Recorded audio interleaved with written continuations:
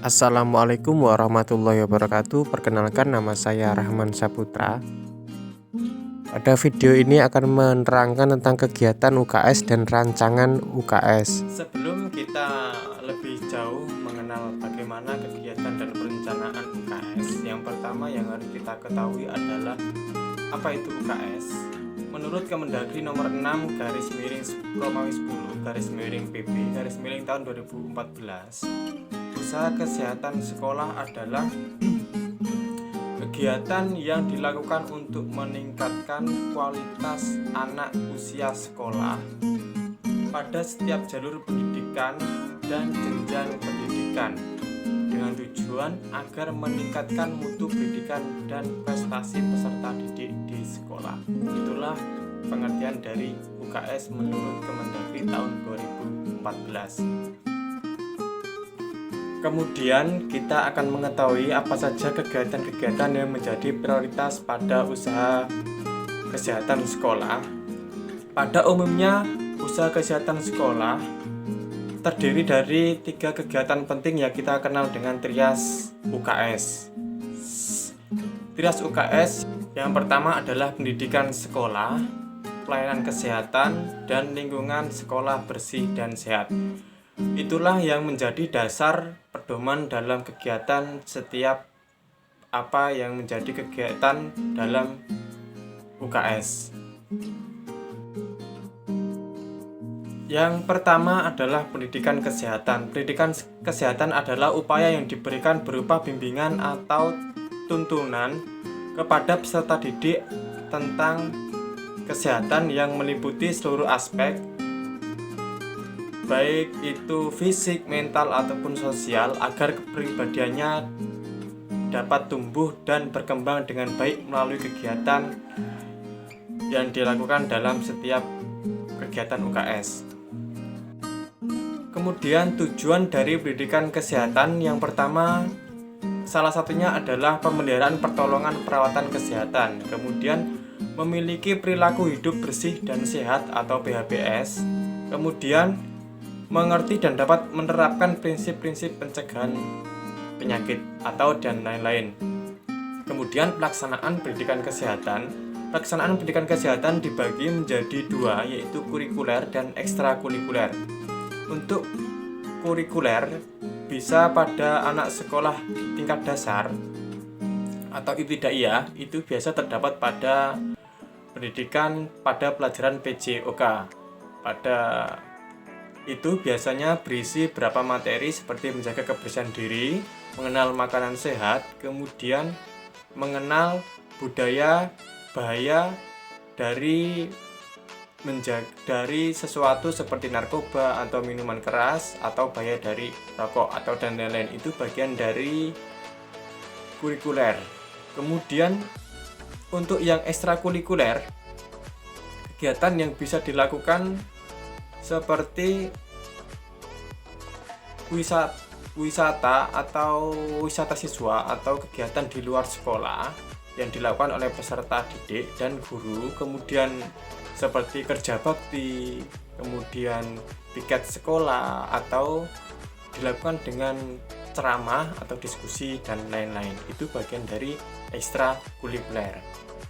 Sedangkan untuk pendekatan dan metode, untuk pendekatan kita bisa menggunakan pendekatan secara individu ataupun kelompok dengan memperhatikan beberapa hal seperti bagaimana situasi dan kondisi tempat sesuai dengan kebutuhan pembangunan nasional, serta bagaimana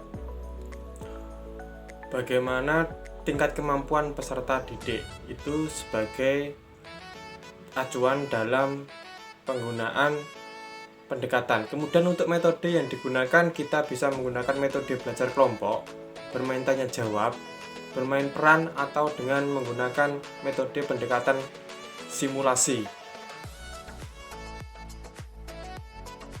Kemudian yang kedua adalah pelayanan kesehatan. Tujuan dari pelayanan kesehatan adalah meningkatkan kemampuan dan keterampilan melakukan tindakan hidup sehat dalam rangka membentuk perilaku hidup sehat. Kemudian yang kedua adalah meningkatkan daya tahan tubuh peserta didik terhadap penyakit dan mencegah terjadinya penyakit atau kelainan dan cacat. Kemudian yang ketiga adalah menghentikan proses penyakit dan mencegah komplikasi akibat penyakit kelainan atau meningkatkan kemampuan peserta didik yang cedera dapat berfungsi secara optimal atau secara maksimal. Kemudian pelaksanaan pelayanan kesehatan. Untuk pelaksanaan kesehatan di sekolah dilaksanakan oleh tim kesehatan dari Puskesmas bekerjasama dengan guru dan kader kesehatan sekolah. Pelayanan kesehatan sekolah dilaksanakan secara menyeluruh atau komprehensif dengan mengutamakan kegiatan promotif atau preventatif. Kemudian kegiatan keterampilan teknis bisa dengan dokter kecil, dengan kader kesehatan remaja, palang merah remaja, atau dengan Saka Bakti Husada. Kemudian pembinaan sarana keteladanan bisa menggunakan di lingkungan sekolah, antara lain sarana di lingkungan sebagai teladan seperti pembinaan kantin sekolah secara sehat, pembinaan lingkungan sekolah yang terpelihara dan bebas dari faktor pembawa penyakit. Kemudian pembinaan berperilaku hidup sehat atau PHBS. Kemudian lanjutnya adalah kita lakukan bersifat umum seperti perlindungan dari penyakit demam berdarah, kecacingan atau muntaber, kemudian screening atau penjaringan bagi anak yang baru masuk sekolah. Kemudian yang selanjutnya bisa melakukan pemeriksaan berkala secara 6 bulan, mengikuti monitoring memantau pertumbuhan peserta didik, dan kemudian melakukan imunisasi pada kelas 1 sampai kelas 6. Mencegah penularan penyakit, kemudian konseling kesehatan apabila dalam kegiatan ada siswa atau murid yang perlu adanya konseling dengan kader kesehatan sekolah, dengan guru BP atau dengan guru agama dan puskesmas oleh dokter tenaga kesehatan. Kemudian tindakan penyembuhan atau pemulihan bersifat pengobatan ringan, pertolongan pertama pada kecelakaan, dan pertolongan pertama pada penyakit, kemudian rujukan medis. Itu bagian dari kegiatan. Kemudian tempat pelayanan kesehatan bisa dilakukan di sekolah, di puskesmas atau instansi kesehatan jenjang berikutnya sesuai dengan kebutuhannya. Kemudian untuk metode yang diperlukan ialah satu, pelatihan, kemudian kedua bimbingan kesehatan dan bimbingan khusus atau konseling, kemudian yang ketiga adalah penyuluhan kesehatan, kemudian pemeriksaan secara langsung, dan yang terakhir adalah pengamatan atau observasi. Itulah metode yang digunakan dalam pelayanan kesehatan.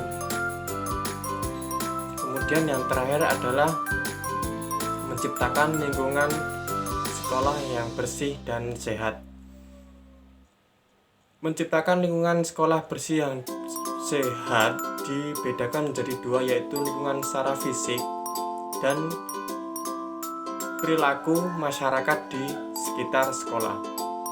Kemudian yang fisik yaitu konstruksi ruangan dan bangunan, sarana air bersih dan sanitasi, kemudian halaman, pencahayaan atau ventilasi atau kebisingan, kemudian kepadatan kelas, kemudian faktor penyakit, kantin, dan warung sekolah. Kemudian untuk non fisik meliputi perilaku masyarakat, yaitu perilaku tidak merokok, perilaku membuang sampah pada tempatnya, perilaku mencuci tangan, menggunakan sabun dan air bersih. Kemudian yang terakhir adalah perilaku memilih makanan jajanan yang sehat. Itulah bagian dari menciptakan lingkungan sekolah yang bersih dan sehat. Identifikasi faktor lingkungan sekolah. Analisa faktor risiko dilakukan dengan cara membandingkan hasil pengamatan standar yang ditemukan, kemudian penentuan prioritas masalah berdasarkan potensi bahaya dan gangguan yang ditimbulkan, kemudian tingkat standarisasi, kemudian pertimbangan lain yang diperlukan sebagai dasar melakukan intervensi. Identifikasi perlu dilakukan untuk mengukur dan mengetahui bagaimana standar dari lingkungan sekolah tersebut. Kemudian perencanaan. Yang dimaksud perencanaan adalah kegiatan yang akan dilaksanakan untuk mengatasi masalah atau menghilangkan resiko kesehatan yang disusun secara sistematis dan terukur. Dalam perencanaan sudah direncana pemantauan dan evaluasi dan indikator keberhasilan perencanaan tersebut. Kemudian yang untuk menyusun perencanaan hendaknya melibatkan sekolah seperti peserta didik, guru, kepala sekolah, orang tua, komite, penjual makanan di kantin, dan instansi terkait. Kemudian intervensi terhadap faktor risiko lingkungan, perilaku, dan prinsip. Nah, itulah menjadi landasan seperti penyuluhan, perbaikan sarana, dan pengendalian. Untuk kegiatan penyuluhan bisa dilakukan oleh pihak sekolah sendiri dan petugas atau siswa yang menjadi petugas yang diperlukan. Kemudian perbaikan sarana, bila dari hasil identifikasi penilaian faktor risiko ditemukan sesuatu yang tidak sesuai dengan standar teknis, maka segera dilakukan perbaikan. Untuk pengendalian, kemudian dilakukanlah pengendalian untuk menjaga dan meningkatkan kondisi kesehatan lingkungan sekolah. Upaya pengendalian faktor disesuaikan dengan pemeliharaan ruang bangunan, meliputi kemudian pencahayaan atau ventilasi, itu perlu diperhatikan. Bagaimana kepadatan ruang kelas, jarak papan tulis, bagaimana sarana prasarana yang ada di sekolah, kemudian bagaimana kebisingan dan air bersih yang ada di lingkungan sekolah. Kemudian perlu diperhatikan juga sampah, sarana pembuangan air limbah. Kemudian apakah kantin sekolah juga sudah memenuhi standar.